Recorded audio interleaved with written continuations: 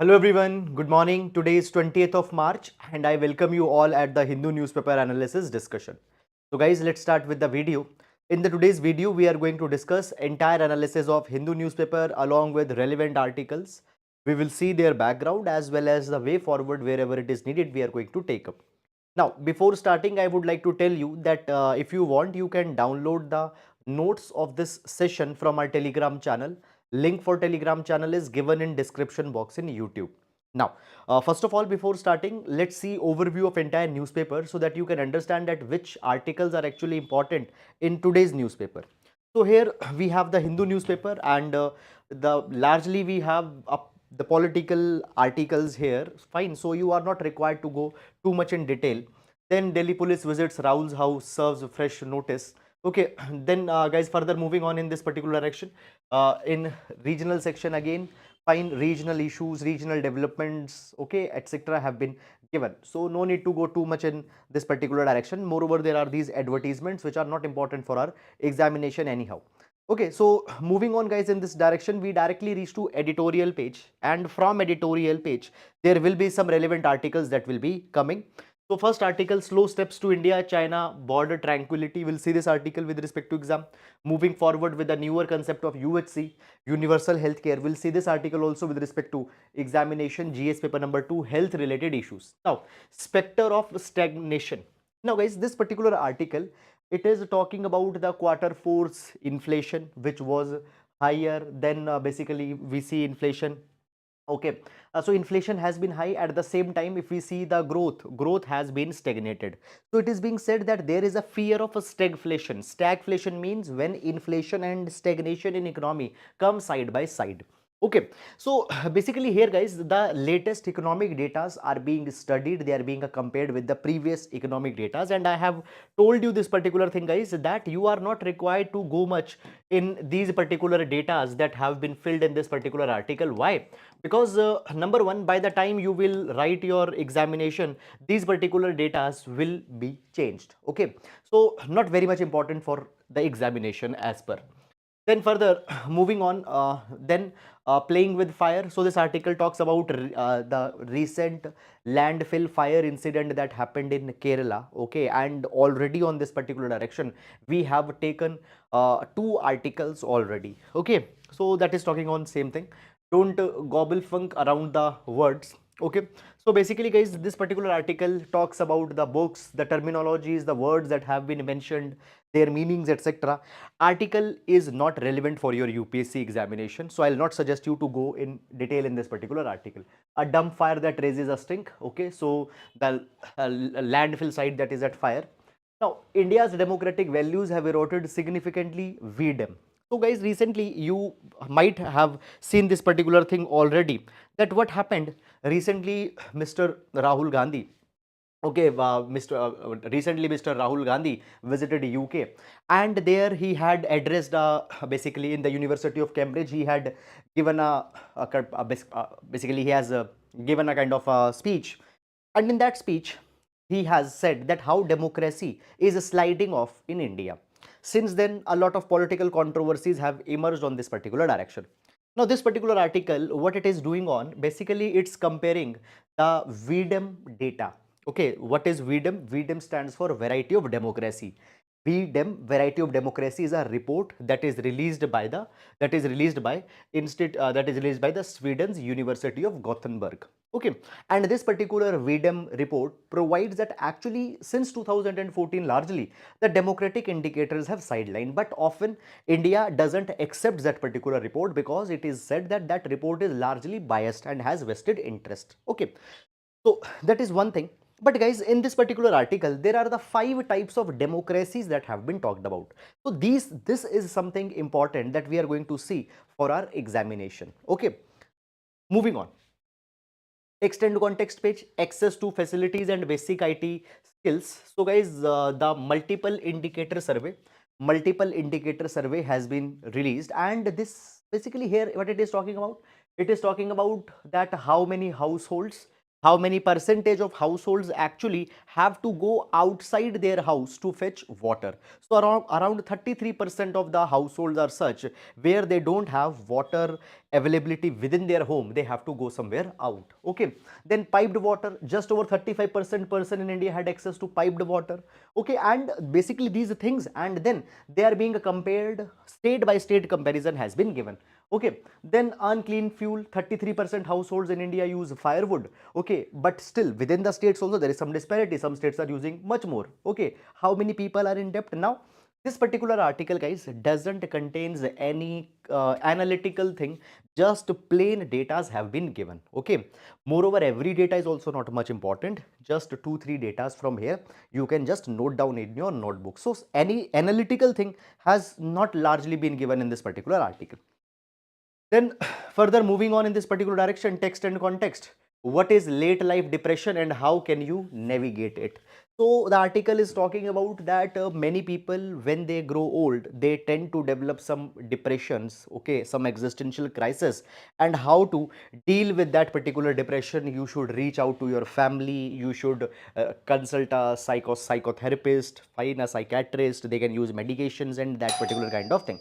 Now, you are not required to go too much in detail in this particular article with respect to the UPSC. However, as a general read, if you want, you can read this particular article, but UPSC doesn't goes in this particular kind of a line. However, on mental health, it can ask that it is an important issue, but the treatment and all such kind of things are not usually that much asked. Okay, then guys, further moving on in this particular direction, amid heat over Adani Stocks, NSE says all its decisions transparent.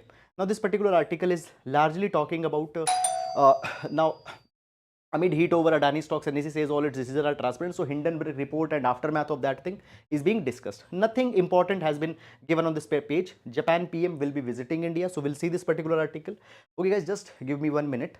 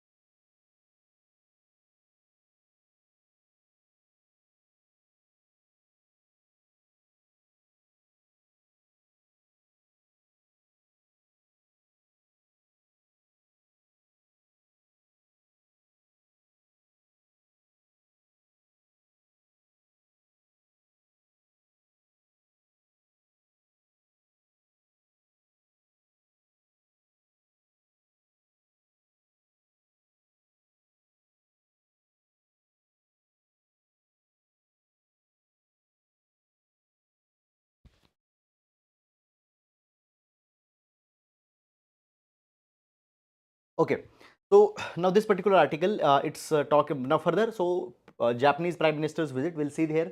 Then further moving on, guys. After that, public mood indicates Congress will return to power. Political articles. No need to go too much in detail in these particular kind of an articles. And here we have one article: background radiation higher in Kerala. So background radiation in higher in Kerala, is it something that we should worry about? Okay, and then difficult to allocate public funds to art and culture. Government will see this article. Then further moving on, Putin visits Mariupol on first trip to occupied territory. Not very much important article. You are not required to track every day this Russia-Ukraine war details and all this thing. Fine. Then Pakistan police registered terror charges against Imran Khan. Not very much important article. And then guys, today is Monday. So on Monday we don't have business page. We have money wise page, which contains some investment related advices and all such kind of things. So this is overview of the today's newspaper. And now guys, let's discuss relevant articles one by one in detail. And today we have comparatively less articles as we have on other usual days, and indeed in last 2-3 days very few relevant articles are coming, which actually is a good thing, because on sometimes you should get some respite. Anyhow, moving on and starting with the articles one by one. Okay, so in every class we take a GS quotation which can be used to complement our answers in GS paper number 1, 2, 3 and 4. Today we'll take the quotation from Aristotle, the Greek philosopher. He says, I count him braver who overcomes his desires than him who conquer his enemies. For the hardest victory is over self. Hardest victory is over self. Now understand this particular thing, that human, they always have some internal temptations, they have some wicked tendencies within themselves. Now many people are not able to control that wicked tendencies, they are not able to control often misplaced desires, and they become slave to those desires. Okay, and a person who is truly the person who is the truly the braver is one who has overcome his desire. Anybody can control the enemies, that is not a big thing, but controlling your internal desires is a bigger virtue. It is a even more thing, even a thing which needs more bravery. We can use this particular article idea with respect to GS paper number 4, ethics, integrity and aptitude. And even on the quotation based questions, this question, this quote has been asked. So that is all about it. And now let's discuss first article. Let's discuss the first article. Okay, so India's democratic values have eroded significantly. VDEM, that is VDEM report, Varieties of Democracy report, released by the Sweden's University of Gothenburg. Now, first of all, guys, if we see this particular article is talking about that how much democracies have declined over the period of time, how much basically the points and the data's indicators have been given.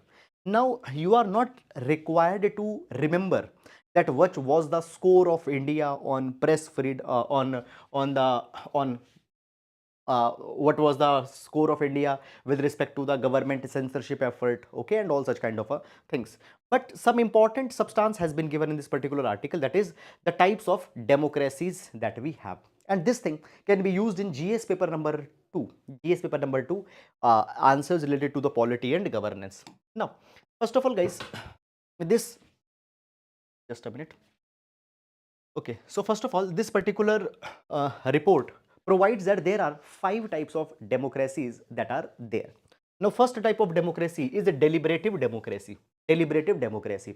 Deliberative democracy means that whether in a democracy the decisions are being taken on the basis of a public reasoning, on the basis of some logic, or whether the decisions or policies are being made on the form of emotional appeals and coercions.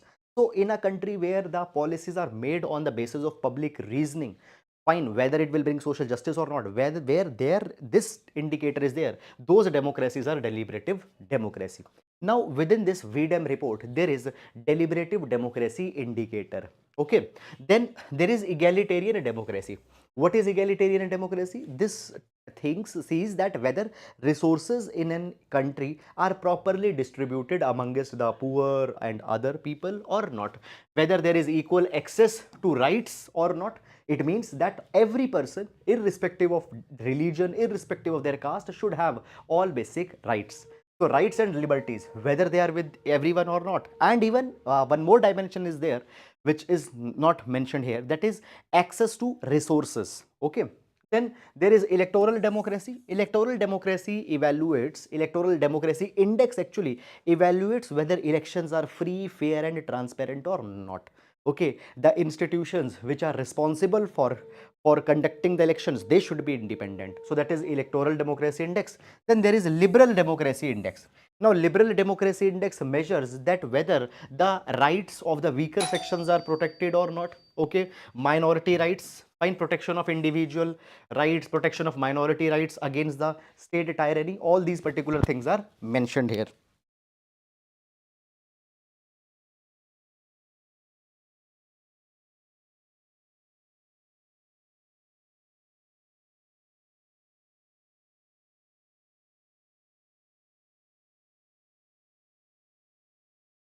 Then after that, there is participatory democracy. Participatory democracy. Now participatory democracy provides this particular thing. Participatory democracy provides this particular thing, that whether active citizen engagement is there or not. Okay, whether active engagement is there or not, and all these particular kind of things are seen over these 5 index, over these 5 index. Okay, so this is the 5 types of index on which basically the VDEM Institute measures. Fine, and according to VDEM Institute, it's being provided that since 2014, India has declined over most of these particular indicators. Fine. Now, government usually has not accepted this particular report uh, with a vigor. They have said that it has some of the vested interest, and it's showing Indian democracy in a negative kind of a light. Now, why we are seeing this particular article? Because of the Rahul Gandhi's speech, fine, which he had made at Cambridge.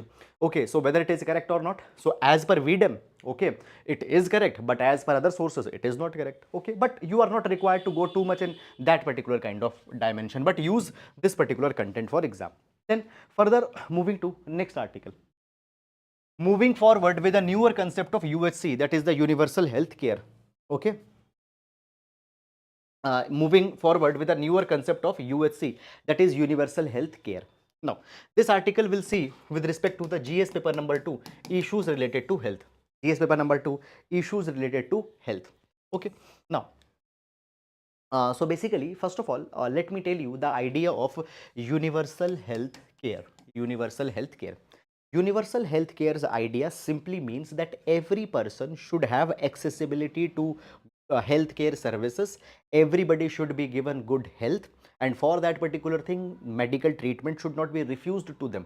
Medical treatment should not be refused to a person on the basis of their paying capacity, on the basis of uh, their membership to a particular social group or political group. Every person need to have some minimum health care accessibility. Now in India, when we talk about Indian constitution, we have article number 21, and within article number 21, which talks about the right to life, right to health, has been implicitly provided in article 21, and Supreme Court also has often recognized that right to life cannot be completed without the right to health. Okay, now, so basically guys, when we talk about the World Health Organization, WHO also from time to time has insisted that countries should provide minimum health care to all of their people. Now, first of all, what do we mean by health? What do we mean by health? What do we mean by it? So as per WHO defines that health is totality of all the realms. There should be mental health, there should be social well-being, there should be physical health, and there should be happiness. Okay, beyond the fitness. Now understand this thing. When a person will be physically fit, when the person will be mentally fit, when the person will be socially when there will be the social well-being, it means that the person has adequate number of social connects, social bonds. Okay, and when at the same time there is also absence of disease and absence of disability. This is the definition of health. Please keep it in your mind, because directly we can use it in our answers related to GS paper number 2. Then further moving on. Okay, so a further article is saying that when we talk about the health, health cannot be achieved without the intersectoral convergences. Okay, intersectoral convergences. Now you see this particular thing. See, can you be healthy without the active intervention? See, can you be healthy if you don't have the accessibility of the healthcare? No. Secondly, can you be healthy if you don't have adequate food? No, because often the food is related to person's health and well-being. Okay, so medical department, health department, ministry is related to food, ministry is related to sanitation. All they should come together, and then only a person's health will be taken care of. Understand this particular thing, guys. That suppose if you don't have employment, there will be the mental stress, and when there will be mental stress, it will impact your mental health, and when your mental health will be impacted, your overall health will also be impacted. So all these sectors, all these departments need to come together. Now, basically, WHO has given the slogan "Health for All" by 2000. Now, "Health for All" slogan of the "Health for All" by 2000 slogan was given actually by the World Health Assembly in 1977. World Health Assembly is within the WHO, and World Health Assembly is the largest decision making and deliberative body under WHO. So WHA, World Health Assembly, 1977 gave this slogan that by 2000 universal health care should be provided by all the countries to its people. Okay, all means universalization, and nobody should be denied health care on the basis of their financial status, on the basis of their gender, on basis of the race to which they are belonging to, on the basis of the place of their residence, affordability to pay.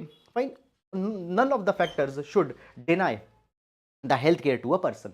Then further moving on, so in India also, after this slogan was given by WHA, in India also after this slogan was given by WHA, the universal healthcare was implied in 1977, and actually we also came out with the National Health Policy of 1983, National Health Policy of 1983, and this policy committed health for all goal by 2000. Okay, since then we are working on this particular thing. Moreover, guys, there is also the international conference on primary healthcare that was organized in 1978. Okay, international conference on primary healthcare that was organized in 1978, and this particular conference has listed that what are the minimum components of healthcare, what should be provided at least to the people, so that we can claim that universal healthcare has been given. So minimum components are that there should be promotion of health activities. Okay, for example, go and teach people what is reproductive health, okay, adolescent health, okay, teach people about basic sanitation so that they can be healthy. Okay, there should be the prevention of disease. Government should active strategies, should design active campaigns and strategies so that disease can be prevented. Okay, vaccination should be given to the people. There should be the treatment of minor illness such as the flu, cough, okay, cold, etc., and accidents to be free of all. Okay, so this is something that should be the minimum components of the healthcare. And who listed these minimum components? International Conference on Primary Healthcare. Now further moving on, guys, now when we talk about the healthcare, healthcare could be divided in three components. Primary healthcare, which largely deals with the minor illness such as the cough, flu, cold, etc.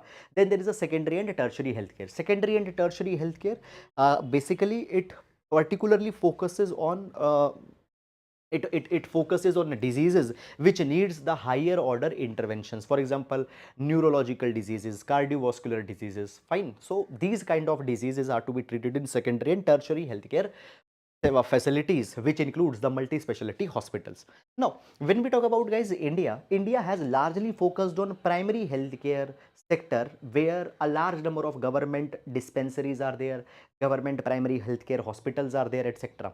But when we talk about secondary healthcare and tertiary healthcare, it was left to the individual, that if individual want, he can go to government hospitals such as the AIIMS, etc., or individual can go to the private sector hospitals. And if they, now see, there is a problem. Public hospitals providing secondary and tertiary healthcare are very limited in number. Okay, but because they are very limited in number, there is a big gap that got opened up, and in that gap private sector has come. And now private sector provides good services, but at the same time they charge a lot of premium money for that particular thing. So a person is free that if they don't want that, if they can wait, okay, if they can wait, if they don't want that luxurious treatment, such kind of a thing, they can go to public sector. Or if they want a very good kind of a treatment, okay, and they want to get the state of the art services, they can go to the private sector. But private sectors charge a lot of money. So people who are rich, they can make the choice, but the people who are poor, they cannot afford the private sector's high charges, so they have to go to public sector hospitals, which often don't have much capacity. Now here, if we see, the states have carried the abdication of responsibility.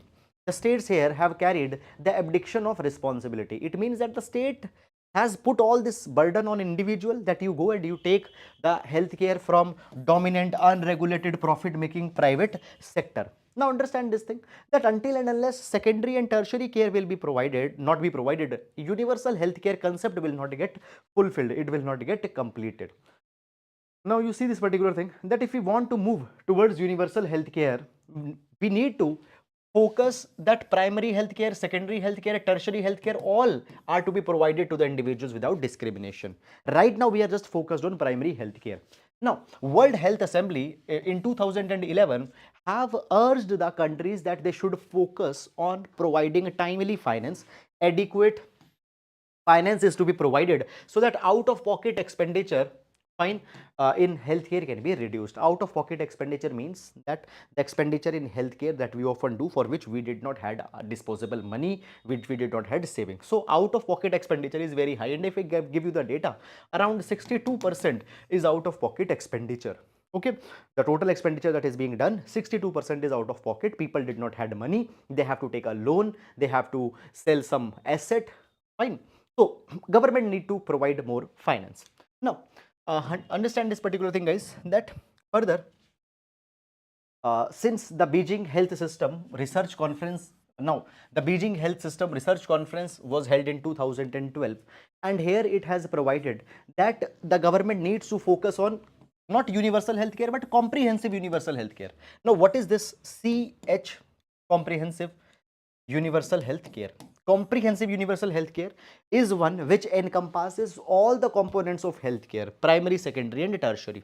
Now, further, intersectoral thirst is also needed. Now, see, we should not see health as an isolated theme, as an isolated issue, which only is the consideration of Ministry of Health and Family Welfare.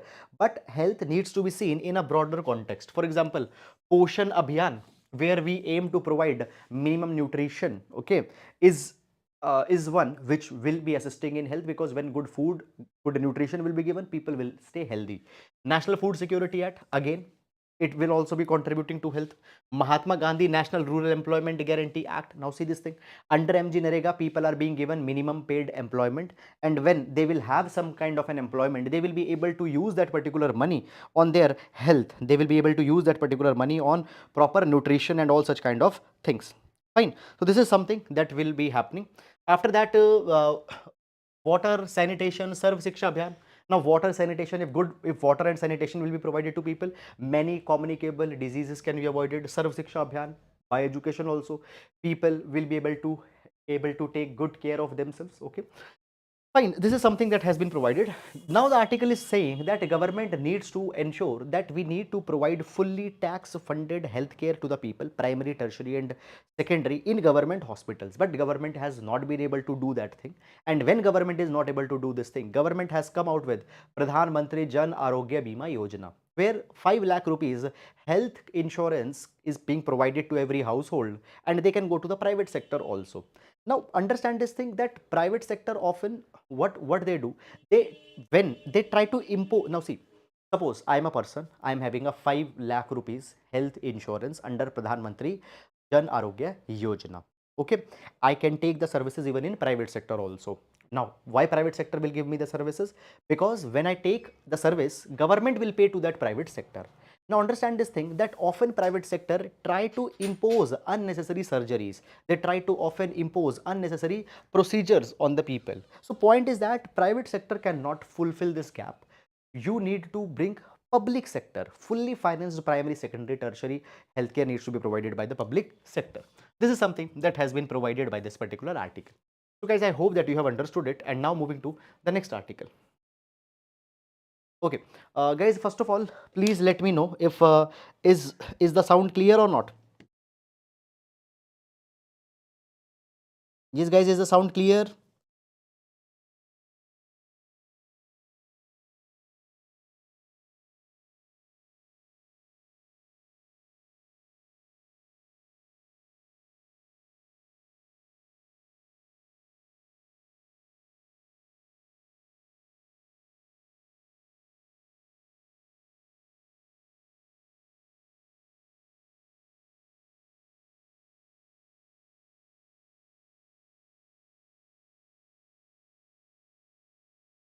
Okay, guys, is the sound clear?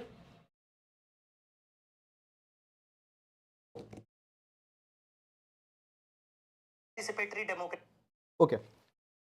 Now, further moving on to next article.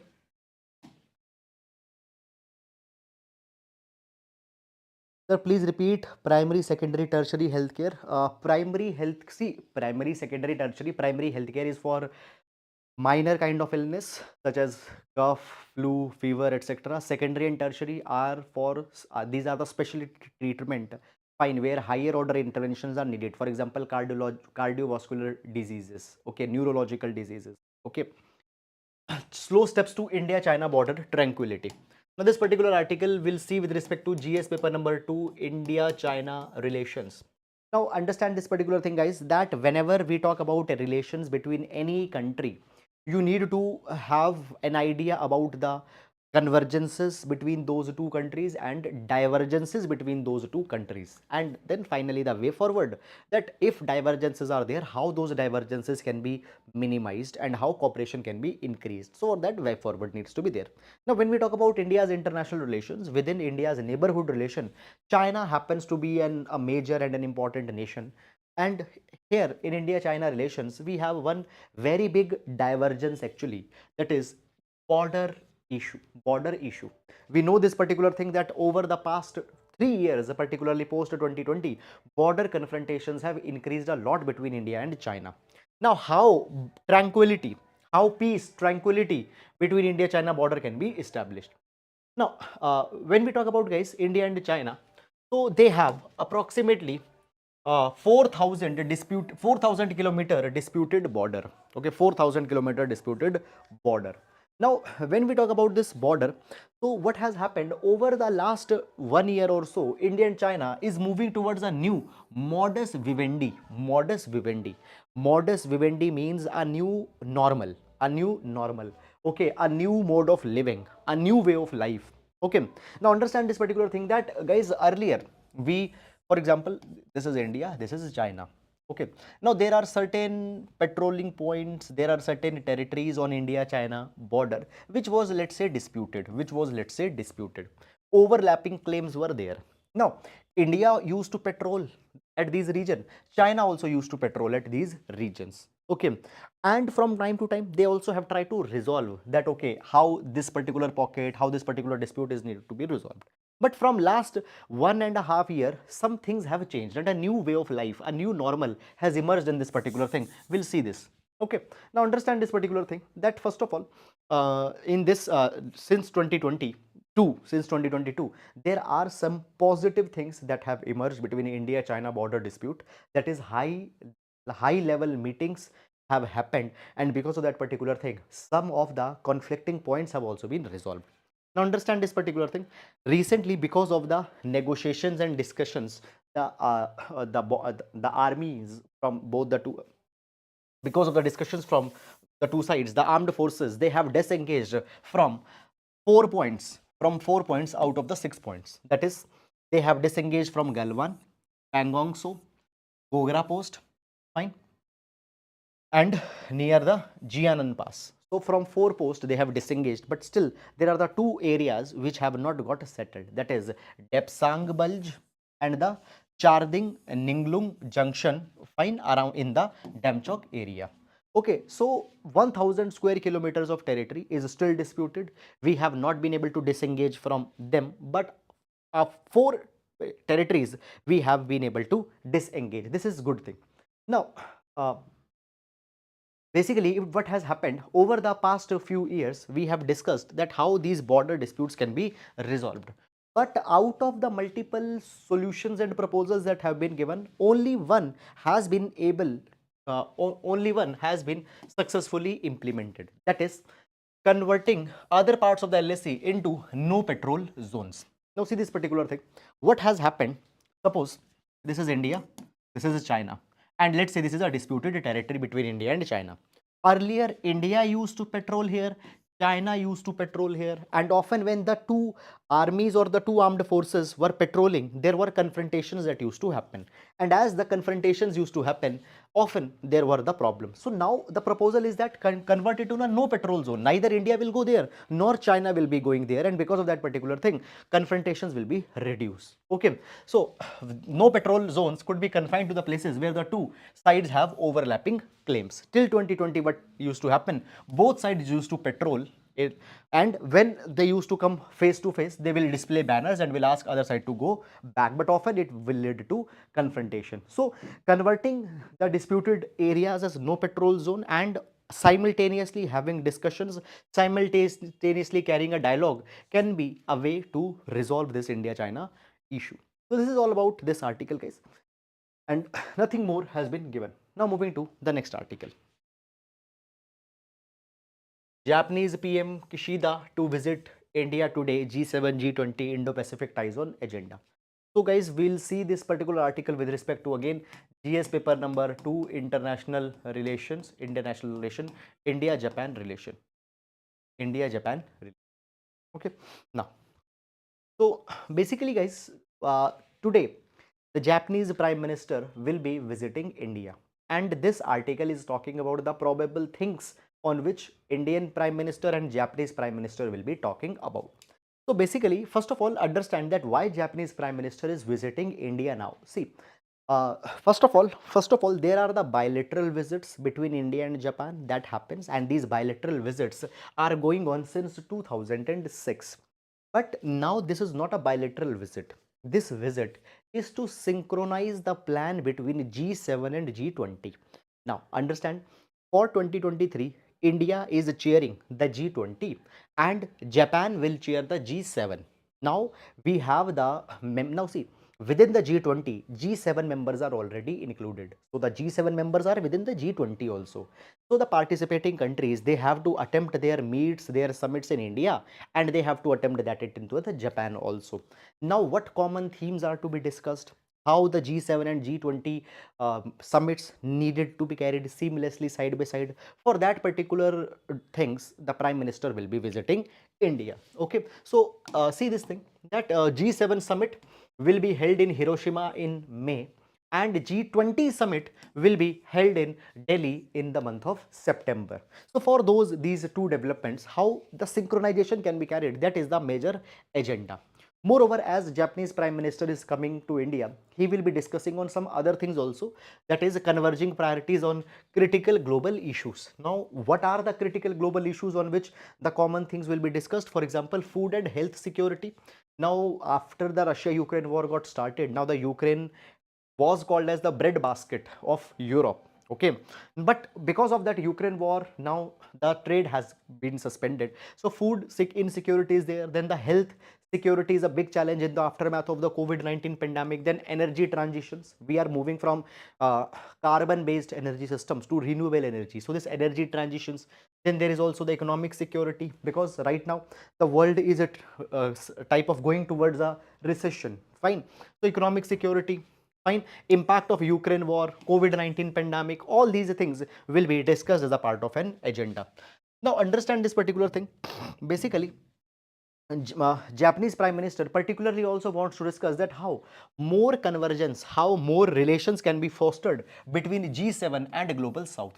Now, G7 is the grouping of 7 most industrialized advanced nations, and Global South, it is a reference which is used to denote developing emerging countries, okay, which includes the Asian countries, African countries, South American countries. So global south, these are the developing and emerging countries. How they can be, uh, basically how they and the G7, fine, they can cooperate with each other. Okay, this is something, these things will be discussed. Moreover guys, Japan now is also investing a lot of public and private money in India, and around 5 trillion yen public and private investments will be made in India in connectivity projects in Northeast, okay, Shinkansen high-speed rail project, all these particular things. So the modalities with respect to these investments will also be sorted out. So this is about the Prime Minister's visit, and moreover guys, as Prime Minister will make a visit in India, and if something substantial will come out of this visit, we'll see in the upcoming newspapers. Okay, moving on. Background radiation higher in Kerala. Background radiation higher in Kerala, but no risk study. No risk study. Now, is this particular article we'll see with respect to the general awareness for our prelims examination. See, basically, now guys, when we talk about the radiation, so basically unstable elements, okay, they release the radioactive radiations. Now, when we talk about uranium, for example, so basically guys, uranium happens to be an unstable substance and it constantly emits radiations. Now, moreover, now understand this thing, that radiations above a particular level are dangerous to the human body. Okay, but if they are below a particular range, then they are not that harmful. Now constantly we are getting exposed to the radiations. Okay, but these radiations are often in very less in intensity.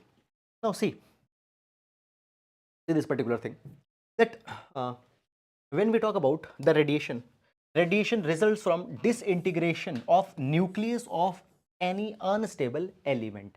Okay, and actually these unstable elements in trace quantities are there in almost everything, but in trace quantity. For example, from within human bodies also they are there, in nearby rocks they are there. Okay, if you talk about the banana also, fine, banana, the fruit that you consume, from banana also certain radiations are emitted, but they are very very less in number. So radiations results from the disintegration of the nucleus within an unstable element. Okay, and they are emitted. Now guys, what has happened in the pan India, a study has been made by Bhabha Atomic Research Center, and it has studied the radiations at the different places. Now it has found that background radiation from natural sources such as rocks, sand, mountains, it is 3 times higher. It is 3 times higher in the Kerala, but still it is not that much dangerous that it will pose a health risk. Now, why higher radiations are there in Kerala? So, high radiation in Kerala are attributed to the monazite sands. Fine. Now, guys, the monazite sands that are found in Kerala, particularly in Kollam, they have a high thorium, they have high quantity of thorium, and this particular thorium, India also has a plan that we will use this particular thorium in the coming times to produce the nuclear fuels. So the monazite sands in Kerala, which has a high thorium, they are responsible for high radiation levels in Kerala, but still they are not harmful for humans. Okay, moreover, it has also been provided that because of the presence of granite, basaltic, volcanic rocks, fine, higher radiations are also emitted because of that. So this is something that has been provided in this particular article.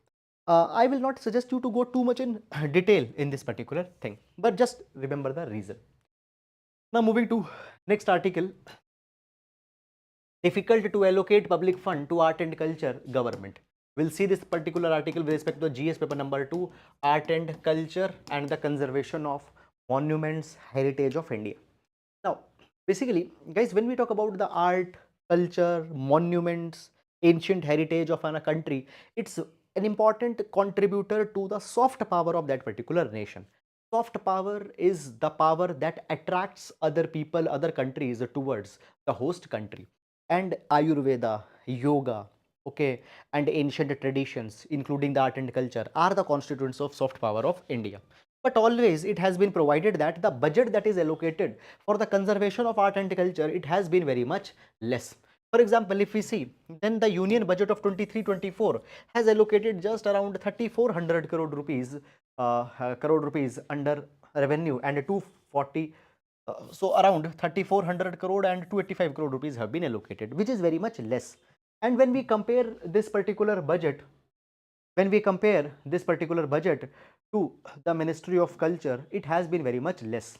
Okay, so out of total budget, just 0.075% of budget has been given to Ministry of Culture for conservation of art and culture.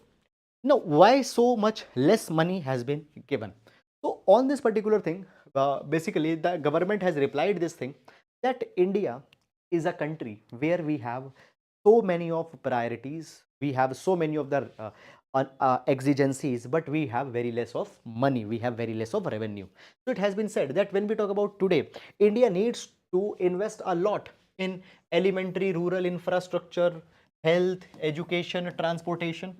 And when we need to invest a lot of money here, we might not have possibility to spare money for preservation of art and culture. So we cannot allocate a considerable proportion of public fund to promotion of art and culture. Now, the countries such as UK, US, Australia, they are spending around 2 to 5% of their budget on art and culture. But the government says that their money largely comes from non-government sources, non-government organizations, foundations. So government is not spending, and if in India also we need to spend money on art and culture, then private sector or non-governmental organizations need to give the money. Government cannot spend because there are the competing priorities in this particular line. Okay, so that is all guys about this particular article. I hope that you have understood it. And now we'll move to next article. The mains practice question for today. So mains practice question for today, it reads, achieving universal health care for all is fundamental to achieving the other SDG sustainable development goals. In this context, discuss the steps taken by India to achieve universal healthcare for all by 2030. So it will be GS paper number 2, social justice question within the section of health, 10 marker question. So you can write it and you can submit it on our peer reviewed platform. Fine. And if you don't know how to submit your answer on peer reviewed platform, you can visit our main Telegram channel. There, please check out the pinned comment. In pinned comment, there is a link for a peer reviewed platform. So you will be directed there, and there you can upload your answers. So that is all for today, guys. I hope that you have understood the session, and I hope that you have gained some knowledge out of it. If you have liked the video, please do hit the like button. Please do also comment on our videos, because when you comment, when you hit the like button, when you share, it increases the engagement of the videos, and it helps our channel to grow, and it helps our channel to reach to the other needy aspirants as well. So if you think that our work is helping you out, please do hit like button and please do comment on the channel. Thank you so much, guys. Now we'll meet tomorrow.